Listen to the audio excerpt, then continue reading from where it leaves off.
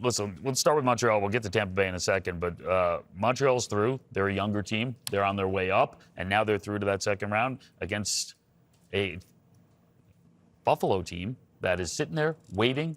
And again, they finally break through. What do you make of that matchup? Well, Buffalo's going to be a different team than Tampa. They are, because their highly skilled forwards are so much bigger, so much more physical, and they're getting great goaltending now as well. Right, Lyons has done a fantastic job. Darlene is playing great. Samuelson's playing great. So they're getting great contributions from the back end. But the biggest difference for me will be the size of the forwards and the physicality of the Buffalo forwards. Tage, I mean, those guys are big. Tuck. They play a big, heavy game.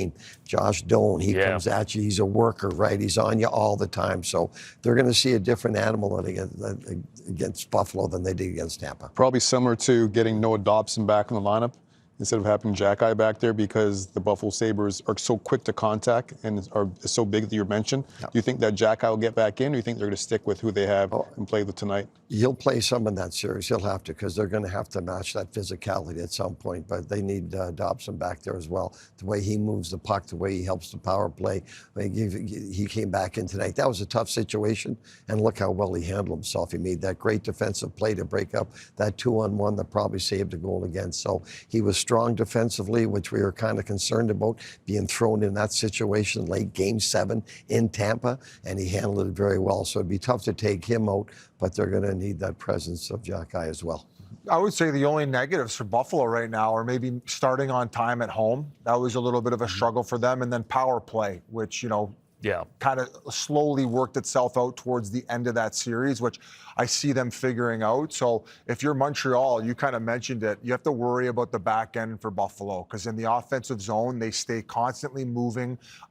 You'll get in there and you'll see Power and Byram, and you don't even know which side they're playing. They'll just be rotating. Sometimes they'll both be by the goal line. So I don't know if it's like a man-on-man / hybrid, and how you're going to play it, but you just have to be prepared for that type of movement all the time, because they're 6 guys deep that are okay to move inside the O-zone, and they get up the ice. And as we saw tonight, if you don't keep your head on a swivel, it's going to end up in the back of your net. So like you mentioned, though, both goaltenders are obviously kicking, and it should be interesting to see. Montreal has to be disciplined.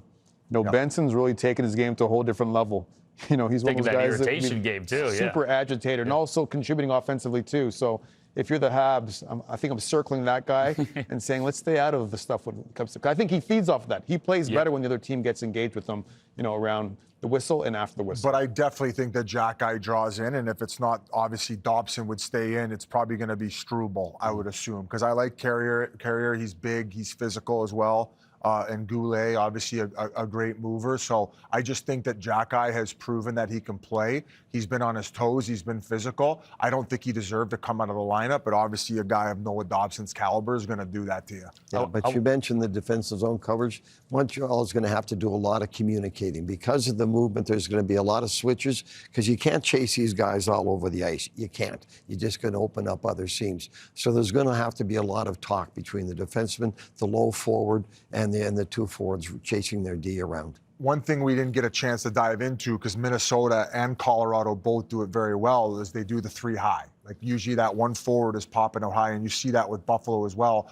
How would be the best way you would defend it? You mentioned communication. Any other tactics? Yeah, well, you want your defense around the net. The way they're going to defend that probably is they're going to keep 2 D around the net, and that D's got to talk to that forward to get out and pick up that 3rd guy high. So that's the communication part. If they want to, keep their defense around the net, but that communication is huge, and you've got to go to a guy. Okay, I got him. Or somebody's got to yell, stay with them. There's got to be a lot of that communication.